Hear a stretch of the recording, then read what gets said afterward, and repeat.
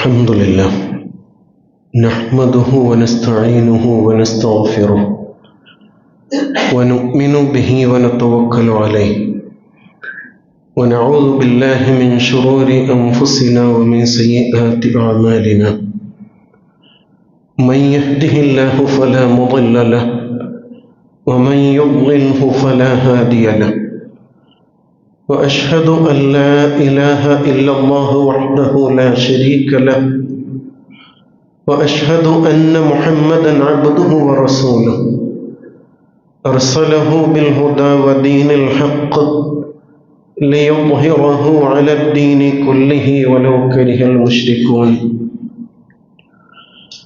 اللهم صل على محمد وعلى آل محمد كما صليت على إبراهيم وعلى آل إبراهيم وبارك على محمد وعلى آل محمد كما باركت على إبراهيم وعلى آل إبراهيم في العالمين إنك حميد مجيد. أما بعد فإن خير الحديث كلام الله وخير الهدي هدي محمد صلى الله عليه وسلم وشر الأمور محدثاتها وكل محدثة بدعة وكل بدعة ضلالة. أيها الإخوان والأخوات، أوصيكم وإياي أولا بتقوى الله. إن أريد إلا الإصلاح ما استطعت وما توفيقي إلا بالله عليه توكلت وإليه أنيب. قال الله تعالى في القرآن المجيد: أعوذ بالله من الشيطان الرجيم بسم الله الرحمن الرحيم. يا أيها الإنسان ما غرك بربك الكريم الذي خلقك فسواك فعدلك في أي صورة ما شاء ركبك كلا بل تكذبون بالدين.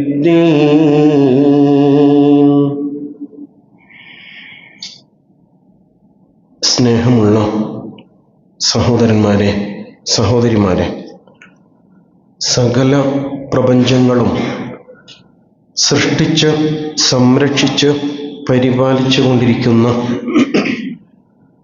ഏകനായ അള്ളാഹുവിൻ്റെ വിധിവിലക്കുകൾക്ക് വിധേയമായി ജീവിതത്തിലെ വ്യക്തിപരവും കുടുംബപരവും സാമൂഹികവുമായ എല്ലാ മേഖലകളിലും യഥാവിധി തഖ്വ പാലിക്കുവാൻ, യഥാർത്ഥ മുത്തഖികളായി ജീവിതം നയിക്കുവാൻ ആദ്യമായി എന്നെയും നിങ്ങൾ ഓരോരുത്തരെയും വസിയ്യത്ത് ചെയ്യുകയാണ്, ഉപദേശിക്കുകയാണ്.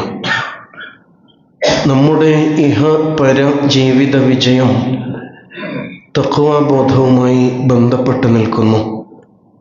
പടച്ച തമ്പുരാൻ അവൻ്റെ മുത്തഖികളായ ദാസരിൽ ഉൾപ്പെടുത്തി നമ്മെ അനുഗ്രഹിക്കുമാറാവട്ടെ.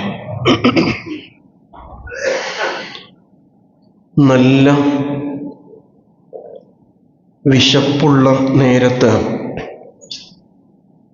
ഡൈനിങ് ടേബിളിൽ എത്തുന്ന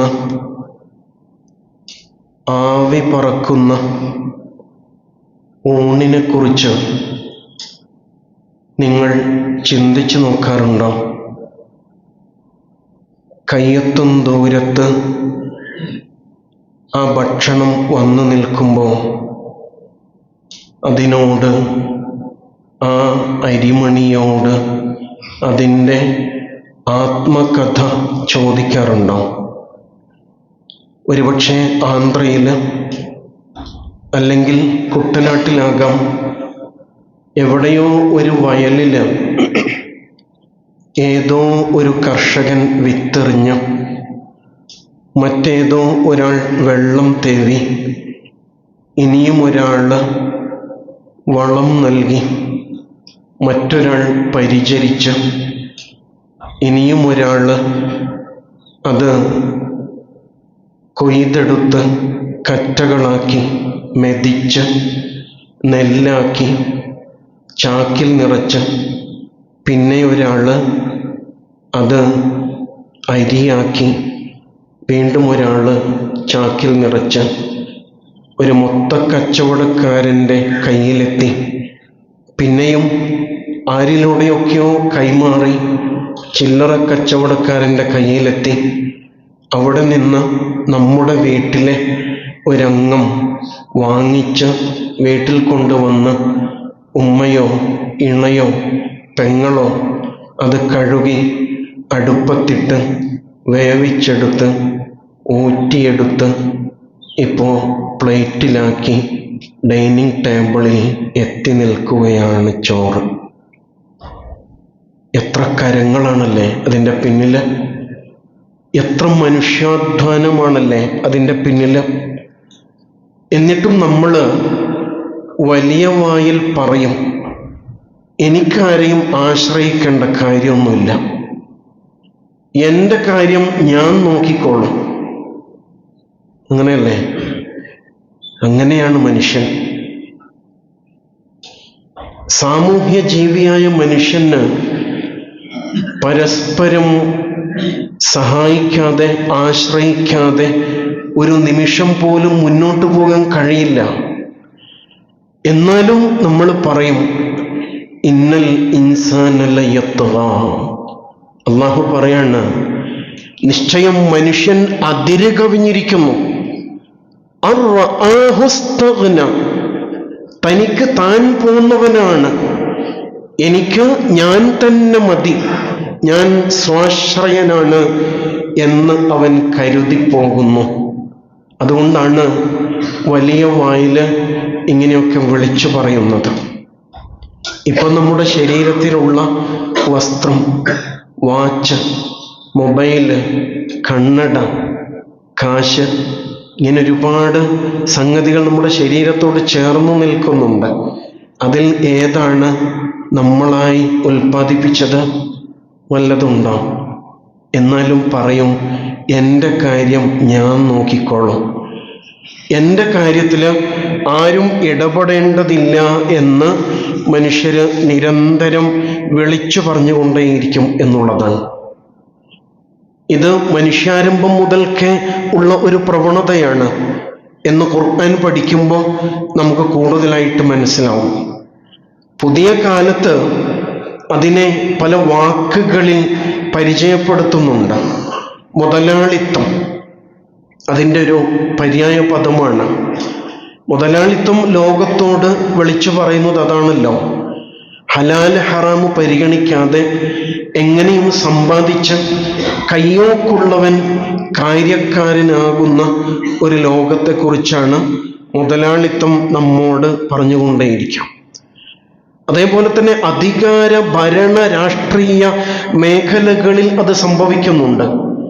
അധികാരം കയ്യിൽ കിട്ടിയാൽ ഇനി ഞാൻ ഭരിച്ചോളും, അല്ലെങ്കിൽ ഞങ്ങൾ ഭരിച്ചോളും, അതിനനുസരിച്ച് നിങ്ങൾ ഒതുങ്ങി നിന്നോളണം എന്നാണ് ജനാധിപത്യ പ്രക്രിയയിൽ പോലും നമ്മൾ അനുഭവിച്ചുകൊണ്ടിരിക്കുന്ന സാഹചര്യം. ഇദ്ഹബ് ഇലാ ഫിർഔൻ ഇന്നഹു തഗ. മൂസ അലൈഹിസ്സലാമിനോട് അള്ളാഹുവിൻ്റെ കൽപ്പന, ഫിർഔനിന്റെ അടുക്കലേക്ക് പോകൂ, അവൻ അതിര് കവിഞ്ഞിരിക്കുന്നു. എങ്ങനെയാണ് അതിര് കവിച്ചല്? അവൻ സ്വയം നിയമം നിർമ്മിക്കുന്നു. അവൻ എൻ്റെ ദാസരായ മനുഷ്യരെ അവൻ്റെ അടിമകളാക്കി മാറ്റുന്നു. ഇങ്ങനെ അതിര് കവിയുന്ന, ഞാൻ ഒരു കൈ നോക്കട്ടെ എന്നുള്ള മനോഭാവം എന്നും മനുഷ്യനുണ്ട്. നമ്മുടെ കാലത്ത് നമ്മുടെ അനുഭവങ്ങളിൽ അത് പൗരത്വ നിയമമായും ഏക സിവിൽ കോഡായും വഖഫ് കയ്യേറ്റങ്ങളായും പള്ളി പൊളിക്കലായും പള്ളി സർവേ നടത്തലായും ബീഫ് ഹറാമാക്കലായും ഇങ്ങനെ പലതരത്തിൽ മുന്നോട്ട് പോയിക്കൊണ്ടിരിക്കുന്നു. തനിക്ക് താൻ മതി എന്നുള്ള വ്യാമോഹങ്ങളിൽ മനുഷ്യൻ അകപ്പെട്ടു പോകുന്നു എന്നതാണ്. ഈ പുതിയ കാലത്ത് ഈ ചിന്താഗതി വീണ്ടും മുന്നോട്ട് പോവാണ്, അവസാനിച്ചിട്ടില്ല. എങ്ങനെ? അത് മനുഷ്യ സംസ്കാരത്തിനുമേൽ, ധാർമ്മികതയ്ക്കുമേൽ, കുടുംബം എന്ന ദൈവിക സ്ഥാപനത്തിനുമേൽ കൈവച്ചുകൊണ്ട് പുതിയ വെല്ലുവിളികൾ തീർത്തുകൊണ്ടിരിക്കുകയാണ്. അതിന് ലിബറലിസം എന്നാണ് പറയപ്പെടുന്ന പേര്. 16, 17 നൂറ്റാണ്ടുകളിലാണത്രേ ഇങ്ങനെയൊരു കാഴ്ചപ്പാട് രൂപപ്പെട്ടത്. അതൊരു ഇസമായിട്ട് രൂപം പ്രാപിക്കുന്നത്. ലോകം അതിനെ നവോത്ഥാന കാലം എന്ന് വിളിക്കും. കാരണം മനുഷ്യൻ സർവതന്ത്ര സ്വതന്ത്രനാവുക എന്നതാണ് സ്വാതന്ത്ര്യം.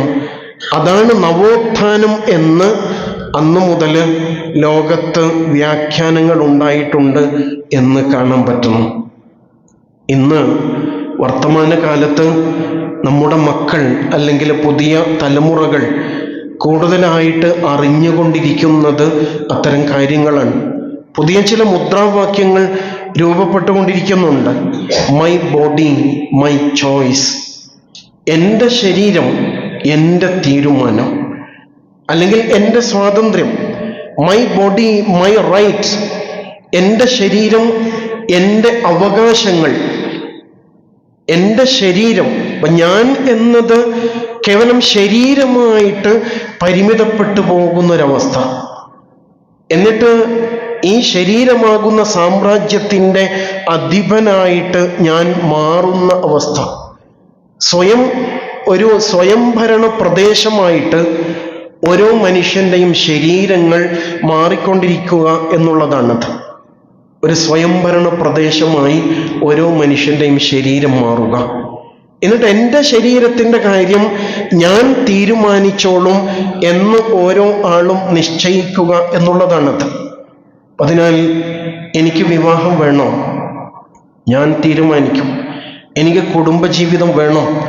ഞാൻ തീരുമാനിക്കും. പെൺമക്കളാണെങ്കിൽ ഞാൻ ഗർഭിണിയാവണോ? ഞാൻ പ്രസവിക്കണോ? ഞാൻ മുലയൂട്ടണോ? ഇങ്ങനെയുള്ള കാര്യങ്ങൾ എൻ്റെ വ്യക്തി സ്വാതന്ത്ര്യമാണ്. അതിൽ മറ്റൊരാളും ഒരു വിധത്തിലും ഇടപെടേണ്ടതില്ല. അപ്പൊ താൻ എങ്ങനെ ജനിച്ചു എന്നതിനെക്കുറിച്ചെങ്കിലും ഓർത്തിരിക്കണ്ടേ? കടമ്മനിട്ട പാടുന്നുണ്ട്, നിങ്ങൾ അറിയുക നിങ്ങളെങ്ങനെ നിങ്ങളായെന്ന്. വല്ലാത്തൊരു ചോദ്യമാണതല്ലേ? അപ്പൊ എന്നോടുകൂടി ജീവിതം അവസാനിക്കട്ടെ, എനിക്ക് കുടുംബം വേണ്ട, എനിക്ക് ദാമ്പത്യം വേണ്ട, എനിക്ക് മക്കൾ വേണ്ട, എങ്കിൽ നീ എങ്ങനെ നീയായി? ഇപ്പൊ ശരീരത്തെ ആസ്വദിക്കാൻ കഴിയും വിധം നിനക്കെങ്ങനെ ഒരു ജീവിതമുണ്ടായി എന്നൊക്കെ ഒന്ന് ആലോചിച്ചുകൂടെ എന്നുള്ളതാണ്. ഇങ്ങനെ കേവല സ്വാതന്ത്ര്യത്തെക്കുറിച്ചുള്ള മുറവിളികളാണ് ഇന്ന് ലിബറലിസം എന്ന പേരിൽ അറിയപ്പെടുന്നത് എന്ന് മനസ്സിലാക്കാം. അല്ലാഹു സുബ്ഹാനഹു തആല അന്ന് 14 നൂറ്റാണ്ടുകൾക്ക് മുമ്പ് മനുഷ്യന് വിളിച്ചിട്ട് ഒരു ചോദ്യം ചോദിക്കുന്നുണ്ട്. യാ അയ്യുഹൽ ഇൻസാൻ, അല്ല മനുഷ്യ, മാ ഗർറക ബിറബ്ബിക്കൽ കരീം, ഉദാരനായ നിന്റെ റബ്ബിന്റെ കാര്യത്തിൽ എന്താണ് നിന്നെ വഞ്ചിച്ചത്? നിന്റെ റബ്ബിനെ തിരിച്ചറിയാതിരിക്കാൻ നിനക്ക് എന്താണ് പറ്റിപ്പോയത്? മാ ഗർറക ബിറബ്ബിക്കൽ കരീം, നീ ഒന്ന് ആലോചിച്ചു നോക്ക്.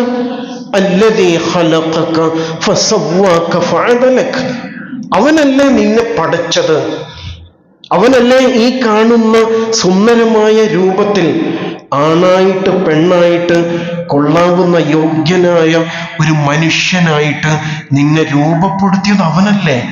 ഫഅദലക, ഏറ്റവും സന്തുലിതമായ ഘടനയിൽ നിന്റെ ശരീരത്തിന്റെ സന്തുലിതാവസ്ഥ, നിന്നിലെ അവയവങ്ങളുടെ സന്തുലിതാവസ്ഥ, നിന്റെ മാനസിക സന്തുലിതാവസ്ഥ എല്ലാം ക്രമീകരിച്ചത് അവനല്ലേ. ആലോചിച്ച് നോക്ക്. നീ ഇങ്ങോട്ട് വരുമ്പോൾ കണ്ണാടിയിൽ നോക്കിയില്ലേ? എന്നിട്ട് നിന്റെ സൗന്ദര്യത്തിൽ അങ്ങേയറ്റം അഭിമാനം കൊണ്ട് ആത്മവിശ്വാസത്തോടെയല്ലേ ഇങ്ങോട്ട് വന്നത്? നിനക്കറിയോ ആരാണ് നിനക്ക് ശരീരം തന്നത് എന്ന്? ഫി അയ്യി സൂറത്തി മാ ശാഅ റക്കബക, ഫി ഫി ഐ സൂറ, നിന്റെ രൂപം എങ്ങനെയാകണം, അത് ഏത് രൂപത്തിലുള്ള സൗന്ദര്യമായിരിക്കണം അതിലുണ്ടാകേണ്ടത്. മാഷാ, ഇത് അവനാണ് നിശ്ചയിച്ചത്. ഫി ഐ സൂറത്തി മാഷാ റക്കബക്, അങ്ങനെ നിന്റെ ശരീരഭാഗങ്ങളെ അസംബിൾ ചെയ്തിട്ട് രൂപപ്പെടുത്തിയത് അവനാണ്. ആ പടച്ചോനെ മറന്നിട്ടാണോ നീ എനിക്ക് ഞാൻ മതി, എൻ്റെ കാര്യം ഞാൻ തീരുമാനിച്ചോളും, എൻ്റെ കാര്യത്തിൽ ആരും ഇടപെടണ്ട എന്നൊക്കെ വലിയ വായില് വിളിച്ചു പറയുന്നത്? സുബ്ഹാനല്ലാഹ്. ആലോചിച്ച് നോക്ക, നിന്റെ ജീവൻ, നിന്റെ ഹൃദയമിടിപ്പ്, നിന്റെ ശ്വാസോച്ഛ്വാസം, ഇതൊക്കെ നിന്റെ നിയന്ത്രണത്തിലാണോ? അങ്ങനെയായിരുന്നെങ്കിൽ നിനക്ക് പറയാം എൻ്റെ കാര്യം ഞാൻ നോക്കിക്കോളും, അത് ശരിയാണ്. പക്ഷെ അടുത്ത നിമിഷം കുഴഞ്ഞു വീണാൽ ആരാണ് നിന്നെ രക്ഷപ്പെടുത്താനുള്ളത്? ആർക്കെങ്കിലും കഴിയോ? എന്നിട്ട് നീ എന്ത് സ്വാതന്ത്ര്യത്തെക്കുറിച്ചാണ്, എന്ത് ലിബറലിസത്തെക്കുറിച്ചാണ് ഇങ്ങനെ വിളിച്ചു പറഞ്ഞുകൊണ്ടിരിക്കുന്നത്? ഒട്ടും ആലോചിക്കുന്നില്ലേ എന്നുള്ളതാണ്. ഇങ്ങനെ പലരും പലതും വിളിച്ചു പറയുമ്പോൾ അങ്ങനെ ആയാൽ എന്താണ് എന്ന് ചിന്തിച്ചു പോകും. ലിബറലിസം ചില സിദ്ധാന്തങ്ങൾ മുന്നോട്ട് വെക്കുന്നുണ്ട്, വളരെ രസകരമായ സിദ്ധാന്തങ്ങളാണ്. അതിലൊന്ന് എന്തെന്നറിയാം, മറ്റൊരാൾക്ക് ദോഷകരമല്ലാത്ത വിധം എന്തും ചെയ്യാൻ, എന്തും പ്രവർത്തിക്കാൻ ഏതൊരാൾക്കും അവകാശമുണ്ട്. എങ്ങനെയുണ്ട്? മറ്റൊരാൾക്ക് ദോഷകരമല്ലാത്ത വിധത്തിൽ എന്തും പ്രവർത്തിക്കാൻ ഏതൊരാൾക്കും അവകാശമുണ്ട് എന്നതാണ് ലിബറലിസത്തിൻ്റെ ഒരു സിദ്ധാന്തം. അപ്പൊ അങ്ങനെ ഒരാൾ വല്ലതും പ്രവർത്തിക്കുമ്പോൾ മറ്റു വ്യക്തികളോ സമൂഹമോ ഭരണകൂടമോ അതിൽ ഇടപെടാൻ പാടില്ല. ഇതാണ് സിദ്ധാന്തം. ഞാൻ വല്ലതും പ്രവർത്തിച്ചാൽ അതുകൊണ്ട് നിനക്ക് എന്തെങ്കിലും ബുദ്ധിമുട്ടുണ്ടോ? ഇല്ല. എങ്കിൽ പിന്നെ നീ എന്തിനാ ചോദ്യം ചെയ്യുന്നത്? ഞാൻ എനിക്ക് തോന്നും പോലെ ജീവിക്കും, നീ ആരാണ് അതിൽ ഇടപെടാൻ? ഭരണകൂടങ്ങൾ അത് അംഗീകരിച്ചു അല്ലേ? നമ്മുടെ നാട്ടിലെ ഗവൺമെന്റുകളെ കുറിച്ച് പഠിച്ചു നോക്കൂ. സ്വവർഗരതി പാർലമെന്റിൽ പാസ്സാക്കാൻ വേണ്ടി വെച്ചിരിക്കുകയാണ്. ഏത് നിമിഷവും സംഭവിക്കാം. പല നാടുകളിലും അത് അംഗീകരിക്കപ്പെട്ട നിയമവിധേയമായ കാര്യമായിട്ട് മാറിയിരിക്കുന്നു എന്നുള്ളതാണ്. ലഹരി ഭരണകൂടം തന്നെയാണ് യഥേഷ്ടം വിതരണം ചെയ്തുകൊണ്ടിരിക്കുന്നത്. ഇൻജൂരിയസ് ടു ഹെൽത്ത് അല്ലേ? സിഗരറ്റ് പാക്കറ്റിന്റെ മുകളിൽ, മദ്യക്കുപ്പിയുടെ മുകളിലൊക്കെ അത്രയെങ്കിലും ഉത്തരവാദിത്ത ബോധം ഭരണകൂടം പ്രകടിപ്പിക്കുന്നുണ്ട്. ഇത് ആരോഗ്യത്തിന് ഹാനികരമാണ് അല്ലേ? എന്നിട്ട് ഇങ്ങനെ ക്യാൻസർ വന്നിട്ട് വ്രണം ബാധിച്ച മുഖങ്ങളുടെ ഫോട്ടോ കൊടുക്കുന്നുണ്ട് അവര്. അത്രയ്ക്കല്ലേ ചെയ്യാൻ പറ്റുള്ളൂ, അതിനപ്പുറം എന്താ ചെയ്യാം? ഉദാര ലൈംഗികത അല്ലേ? പ്രായപൂർത്തിയായവര്, അവര് പറഞ്ഞ പ്രായം എത്തിയിട്ടുണ്ടെങ്കിൽ കുഴപ്പമൊന്നുമില്ല, ഉഭയസമ്മതപ്രകാരമായിരിക്കണം, അത്രയേ ഉള്ളൂ കണ്ടീഷൻ. ഇങ്ങനെ ഓരോ നിയമങ്ങൾ വന്നുകൊണ്ടേയിരിക്കുകയാണ്. എന്താ കാരണം? ഭരിച്ചുകൊണ്ടിരിക്കുന്നവർക്ക് ഇനിയും ഭരണത്തിലേറണം, അതിന് വോട്ട് വേണം, പുതിയ തലമുറയുടെ പിന്തുണ വേണം. അതിനുവേണ്ടി എല്ലാ മേഖലയും അവർ ഉദാരവൽക്കരിച്ചു കൊണ്ടിരിക്കുകയാണ്. അത് പാസ്സായി. ഇതാണ് ലിബറലിസത്തിൻ്റെ ഒരു നിയമം. മറ്റൊരാൾക്ക് പ്രയാസമില്ലാത്ത വിധത്തിൽ ഒരാൾക്ക് എന്തും ചെയ്യാം. യഥാർത്ഥത്തിൽ ഒരാൾ ഒരു തെറ്റ് ചെയ്യുമ്പോൾ അത് മറ്റൊരാൾക്ക് പ്രയാസം ഉണ്ടാക്കുന്നില്ലേ? ഒരാൾ പുകവലിക്കാണ്, അപ്പൊ നമ്മൾ സ്വാഭാവികമായും പാസീവ് സ്മോക്കേഴ്സ് ആയിട്ട് മാറുന്നുണ്ട്. അടുത്ത് നിൽക്കുന്ന ആൾ അറിയാതെ ശ്വസിച്ചുകൊണ്ടിരിക്കുകയാണ് അല്ലേ? ഇനി അതല്ല, ഒരാള് ടോയ്ലറ്റിൽ പോയിട്ടാണ് പുകവലിക്കുന്നത് എങ്കിലോ മറ്റൊരാൾക്ക് കുഴപ്പമില്ലല്ലോ? കുഴപ്പമില്ലേ? അയാളൊരു വീട്ടിലെ അംഗമാണ്. അയാൾക്ക് ആരോഗ്യ പ്രശ്നമുണ്ടാകുമ്പോൾ അത് ആ കുടുംബത്തെ ബാധിക്കും. ഒരാൾ സ്വകാര്യമായിട്ട് മദ്യപിക്കുന്നു, അതിൽ കുഴപ്പമില്ലേ? അത് ആ കുടുംബത്തിന്റെ പ്രശ്നമായിട്ട് മാറും. അത് പിന്നീട് ഒരു സാമൂഹ്യ പ്രശ്നമായിട്ട് മാറും. പിന്നെ എങ്ങനെയാണ് ഇങ്ങനൊരു വ്യാഖ്യാനം? മറ്റൊരാൾക്ക് പ്രയാസമില്ലാത്ത വിധത്തിൽ ഒരാൾക്ക് എന്തും പ്രവർത്തിക്കാം, അതിനെ വ്യക്തികളോ സമൂഹമോ ഭരണകൂടമോ ചോദ്യം ചെയ്യാൻ പാടില്ല എന്നതാണ് ലിബറലിസത്തിൻ്റെ ഒരു സിദ്ധാന്തം. മറ്റൊരു സിദ്ധാന്തമുണ്ട്, അതിൻ്റെ പേര് തന്നെ സന്തോഷ സിദ്ധാന്തം എന്നാണ്, ഹാപ്പിനെസ് തിയറി. കേൾക്കുമ്പോൾ നല്ല സുഖമല്ലേ? നമ്മളിപ്പോൾ വാട്സാപ്പിലും മറ്റുമൊക്കെ ഇങ്ങനെ പലതരം സന്തോഷത്തിൻ്റെ വഴികളെക്കുറിച്ച് കണ്ടും കേട്ടും കൊണ്ടിരിക്കുന്ന കാലമാണ്. എന്താണെന്നറിയാം അതിൻ്റെ വ്യാഖ്യാനം? ഒരു പ്രവൃത്തിയുടെ ഫലം അത് സന്തോഷമാണെങ്കിൽ അത് ശരിയാണ്, ഹലാലാണ്. ഞാനൊരു കാര്യം ചെയ്താൽ അത് മുഖേന എനിക്ക് സന്തോഷം ലഭിക്കുന്നുണ്ടെങ്കിൽ അത് ശരിയാണ്, അത് തെറ്റല്ല. അയാൾക്ക് സന്തോഷം ലഭിച്ചില്ലേ? സന്തോഷിക്കുക എന്നതാണ് പരമമായി ഈ ജീവിതത്തിൻ്റെ ലക്ഷ്യം. അപ്പം ഞാൻ എന്തോ ഒരു കാര്യം ചെയ്യുന്നു, അതിലെനിക്ക് ആത്മനിർവൃതിയും സന്തോഷവും ഉണ്ടെങ്കിൽ അത് നല്ല കാര്യമാണ് എന്നതാണ് ലിബറലിസത്തിൻ്റെ മറ്റൊരു സിദ്ധാന്തം. എന്ന് പറഞ്ഞാൽ ആരോടും ബാധ്യതകളില്ല, ഉത്തരവാദിത്തങ്ങളില്ല. ഒരു തെറ്റ് ചെയ്യുമ്പോൾ അതിൽ കുറ്റബോധം ഉണ്ടാകേണ്ടതില്ല. നിനക്ക് സന്തോഷം ലഭിച്ചില്ലേ കുറച്ച് നിമിഷങ്ങളെങ്കിലും, എങ്കിലത് ശരിയാണ്. അതിനാൽ സന്തോഷിച്ചു കൊണ്ടേയിരിക്കൂ. ഇതാണ് ലിബറലിസത്തിൻ്റെ മറ്റൊരു കാഴ്ചപ്പാട്. മനസ്സാക്ഷിയുള്ള ഒരു മനുഷ്യന് അങ്ങനെ ആകാൻ കഴിയാവും. തൻ്റെ കേവല സന്തോഷം മാത്രം മുൻനിർത്തിയിട്ട് ഒരാൾക്ക് ജീവിക്കാൻ പറ്റുമോ? അത് മറ്റൊരാൾക്ക് ഏത് വിധത്തിൽ ബാധിച്ചാലും ഇങ്ങനെ മുന്നോട്ട് പോകാൻ മനസ്സാക്ഷിയുള്ള ഒരാൾക്ക് കഴിയില്ലല്ലോ. നെഞ്ചത്ത് കൈവച്ച് ആലോചിക്കുമ്പോൾ പടച്ചവനെ, എന്തൊരു അബദ്ധമാണ്, എന്തൊരു തെറ്റാണ് എന്നിൽ നിന്ന് സംഭവിച്ചത് എന്നുള്ള വിചാരം മനുഷ്യനിൽ ഉണ്ടാവില്ലേ? തീർച്ചയായും. റസൂലുള്ളാഹി സ്വല്ലല്ലാഹു അലൈഹി വസല്ലം ഒരു കപ്പൽ യാത്രക്കാരൻ്റെ ഉപമ പറയുന്നുണ്ട്. കപ്പൽ നിറയെ ആളുകളാണ്, 2 നിലകളുള്ള കപ്പലാണ്. അതിൽ താഴത്തെ നിലയിലുള്ള ആൾക്ക് വെള്ളം അത്യാവശ്യമുണ്ട്. വെള്ളം മുകളിലത്തെ നിലയിലാണ് സൂക്ഷിച്ചിരിക്കുന്നത്. അപ്പം അയാൾ ഒരു കുറുക്ക് വഴി കണ്ടെത്തി. താഴത്തെ നിലയിലാണല്ലോ. അപ്പം അയാൾ കപ്പലിൻ്റെ പലക ഇടിച്ച് പൊളിച്ച് തുളച്ചുകൊണ്ടിരിക്കുകയാണ്. കാരണം അയാൾക്ക് പെട്ടെന്ന് വെള്ളം കിട്ടണം, അയാൾക്ക് സന്തോഷിക്കണം, അല്ലെങ്കിൽ അയാളുടെ പ്രശ്നം പരിഹരിക്കണം. ഇങ്ങനെ ഒരു സാഹചര്യം ഉണ്ടായാൽ കപ്പൽ യാത്രക്കാർ എന്ത് ചെയ്യണം? അയാളെ കയ്യോടെ പിടിക്കണം. കാരണം കപ്പലിലെ മുഴുവൻ മനുഷ്യരും മുങ്ങി നശിക്കാൻ പോവാണ്. അതിനാൽ അയാളുടെ കൈക്ക് പിടിക്കുക എന്നത് ആ കപ്പലിലെ യാത്രക്കാരാകുന്ന ആ സമൂഹത്തിൻ്റെ മൊത്തം ബാധ്യതയാണ്. അല്ലെങ്കിൽ കപ്പൽ മുങ്ങിപ്പോകും. യഥാർത്ഥത്തിൽ ലിബറലിസം മുന്നോട്ട് വെക്കുന്ന കാഴ്ചപ്പാടുകൾ ഇങ്ങനെ കപ്പലിൽ ഓട്ടയുണ്ടാക്കുന്ന പരിപാടിയാണ്. മൊത്തം സമൂഹത്തെ ബാധിക്കുന്ന ഗുരുതരമായ പ്രശ്നമാണ് എന്ന് മനസ്സിലാക്കാം. അതിരുകളില്ലാത്ത സ്വാതന്ത്ര്യം, ആ ആകാശത്ത് സ്വസ്ഥമായിട്ട് പറന്നുയരുക എന്നൊക്കെയുള്ള സങ്കല്പങ്ങളിലൂടെയാണ് അങ്ങനെയുള്ളവർ സഞ്ചരിച്ചുകൊണ്ടേയിരിക്കാം. അതിരുകളുള്ള സാമ്രാജ്യമല്ലേ യഥാർത്ഥത്തിൽ സൗന്ദര്യം? അതിരുകൾ ഉണ്ടാവുക എന്നതല്ലേ സൗന്ദര്യം? അങ്ങനെയാണല്ലോ നമ്മൾ പല കാര്യങ്ങളും ആസ്വദിക്കാറും ആഘോഷിക്കാറുള്ളത്. ഫുട്ബോള് മേള നടക്കുമ്പോൾ അവിടെ വമ്പിച്ച ആൾക്കൂട്ടം, അല്ലെങ്കിൽ വേൾഡ് കപ്പ് നടക്കുകയാണ്, ലോകം മുഴുവനും സ്ക്രീനിൻ്റെ മുമ്പിലാണ്. എന്താണ് അവരതിനെ പ്രചോദിപ്പിക്കുന്നത്? ആ കളിയിൽ ഒരു റഫറി ഉണ്ട്, അവിടെ ഫിഫയുടെ നിയമമുണ്ട്, അതിനനുസരിച്ചാണ് കളി നടക്കുന്നത്. അല്ലാതെ അവിടെ ഒരു നിയമം ഇല്ലെങ്കിൽ അരാജകത്വമല്ലേ. അങ്ങനെ ഒരു കളി കാണാൻ ആളെ കിട്ടുമോ? ആളെ കിട്ടില്ല.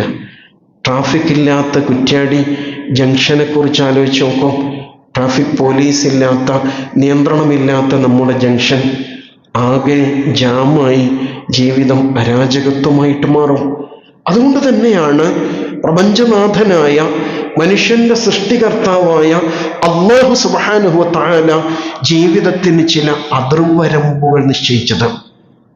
അത് ഒരിക്കലും അടിമത്തമല്ല, മറിച്ച് നമ്മുടെ ജീവിതത്തിന് കൂടുതൽ സൗന്ദര്യം നൽകുക എന്ന ഉദ്ദേശത്തിലാണ് അല്ലാഹു സുബ്ഹാനഹു വ തആല നിയമങ്ങൾ നിശ്ചയിച്ചത്. എന്നിട്ട് പറയുന്നുണ്ട്, തിൽക ഹുദൂദുല്ലാഹ്, ഇത് അള്ളാഹുവിൻ്റെ അതിർവരമ്പാണ്, അതിനാൽ അതിനെ സൂക്ഷിക്കുവിൻ എന്ന് പറയുന്നത് കാണാം. നന്മ ഉദ്ദേശിച്ചുള്ള സകല സ്വാതന്ത്ര്യത്തിൻ്റെ വാതിലുകളും ഇസ്ലാം തുറന്നു വെച്ചിട്ടുണ്ട്. റസൂൽ സല്ലല്ലാഹു അലൈഹി വസല്ലമയെ ഖുർആൻ പരിചയപ്പെടുത്തുന്നത് തന്നെ വയളഉ അൻഹും ഇസ്റഹും വൽ അഗ്ലാല അല്ലതി കാനത് അലൈഹിം എന്ന് വിശേഷിപ്പിച്ചുകൊണ്ടാണ്. അവരുടെ മുതുകിനെ ഭരിക്കുന്ന സകല ഭാരങ്ങളും ഇറക്കി വെക്കുന്ന, അവർ അകപ്പെട്ട സകല ചങ്ങലക്കെട്ടുകളും പൊട്ടിച്ചെറിയുന്ന പ്രവാചകൻ.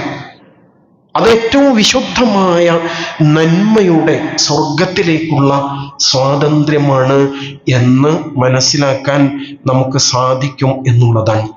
അതിനാൽ മാനവിക മൂല്യങ്ങളെ ഉൾക്കൊള്ളുക, അതാണ് സ്വാതന്ത്ര്യം എന്ന് തിരിച്ചറിയണം. അല്ലാതെ മാനവികതയെ, നന്മകളെ കാറ്റിൽ പറത്തുക, തിന്മകളെ ആഘോഷിക്കുക എന്നുള്ളതല്ല.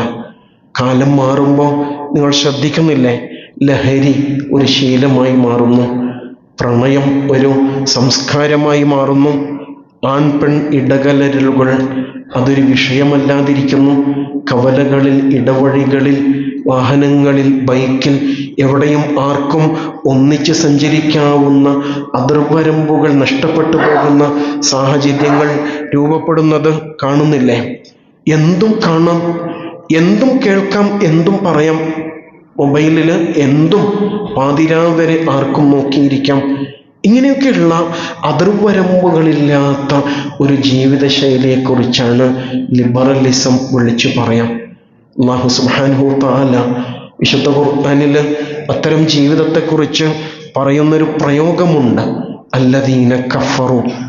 ഇങ്ങനെ പടച്ചതമ്പുരാനെ മറന്ന് അവനോട് നന്ദി പ്രകടിപ്പിക്കാതെ ജീവിക്കുന്നവരുണ്ടല്ലോ, യതമത്തഊൻ, അവർ ആസ്വദിക്കുകയാണ്, അർമാദിക്കുകയാണ്, വയക്കുലൂൻ, അവർ തിന്നുകൊണ്ടേയിരിക്കുകയാണ്, കമാ തഅകുലുൽ അൻആം, കന്നുകാലികൾ തിന്നുകൊണ്ടിരിക്കുന്നത് പോലെ എന്നൊരു പ്രയോഗം ഖുർആനിലുണ്ട്. എന്ന് പറഞ്ഞാൽ നിയന്ത്രണ രേഖകളില്ലാത്ത കേവല മൃഗതുല്യമായ ജീവിതമായി ജീവിതം മാറിപ്പോവുക, പരസ്പര ഉത്തരവാദിത്തങ്ങളും ബാധ്യതകളും മറന്നു പോവുക. എന്നിട്ട് എൻ്റെ കാര്യം ഞാൻ നോക്കിക്കൊള്ളും, നീ ആരാണ് എൻ്റെ പ്രൈവസിയിൽ ഇടപെടാൻ എന്നൊക്കെ ചോദിച്ച് ബഹളം വെക്കുന്ന അവസ്ഥ ഉണ്ടാവുക.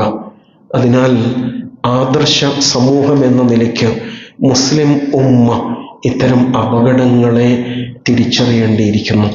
അല്ലാഹു സുബ്ഹാനഹു വ തആല അവൻ്റെ നിയമവിധികൾ, അവൻ്റെ നിയന്ത്രണ രേഖകൾ യഥാവിധി പാലിക്കുന്ന മുത്തഖീങ്ങളിൽ നമ്മളെല്ലാം ഉൾപ്പെടുത്തി അനുഗ്രഹിക്കുമാറാവട്ടെ.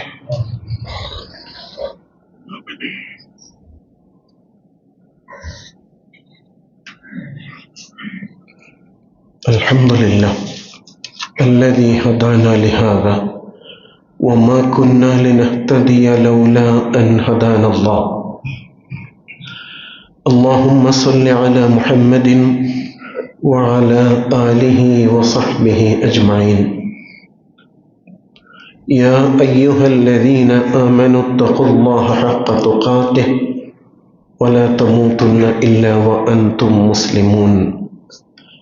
യഥാർത്ഥ മുത്തഖികളായി ജീവിതം നയിക്കുവാൻ, അള്ളാഹുവിൻ്റെ നിയമവിധികൾ പാലിക്കുന്നവരാകുവാൻ ഒരിക്കൽ കൂടി നാം ഓരോരുത്തരെയും വസിയത്ത് ചെയ്യുകയാണ്, ഉപദേശിക്കുകയാണ്.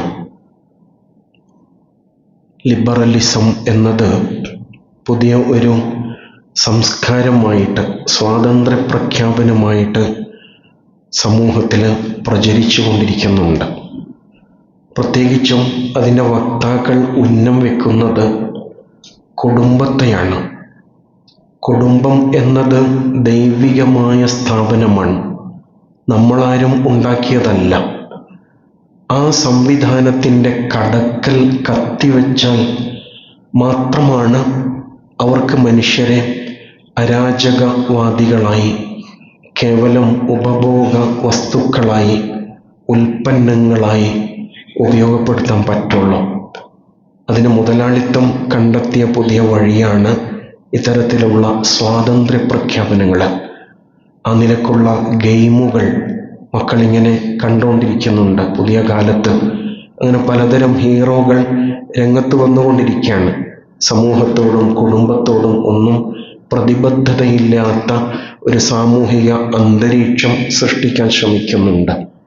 തീർച്ചയായിട്ടും അതിനെ തിരിച്ചറിയുക എന്നതാണ് ഏറ്റവും പ്രധാനം.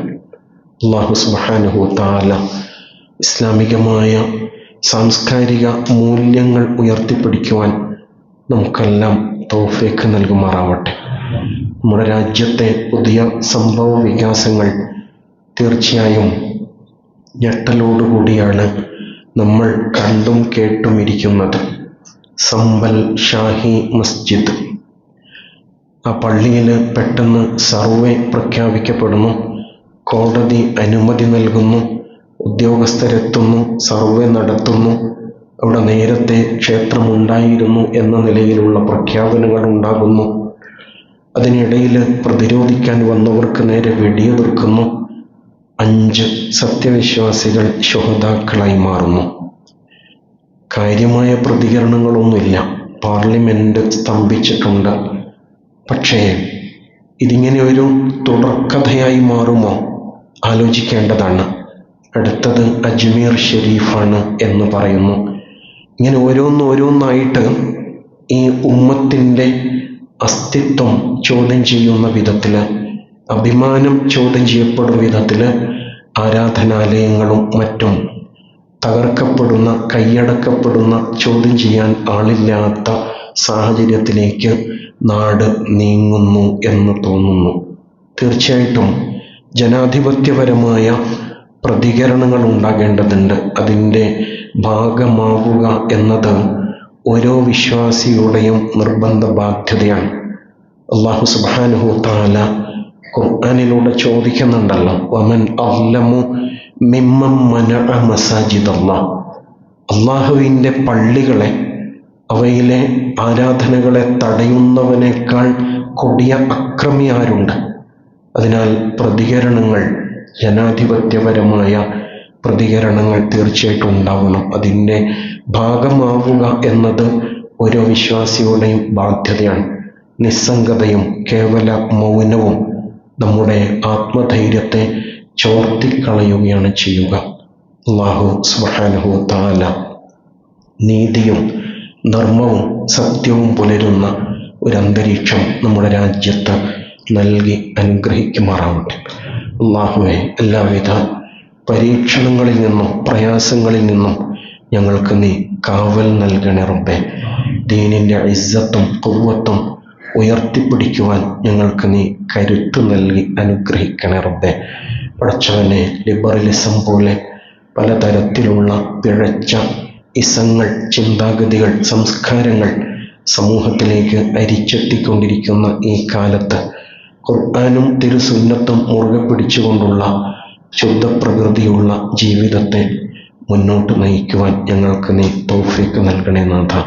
പടച്ചവനെ, സംഭവിച്ചു പോകുന്ന തെറ്റുകുറ്റങ്ങളെല്ലാം വിട്ടുവീഴ്ച ചെയ്ത് പുറത്തു തരണേ റബ്ബേ.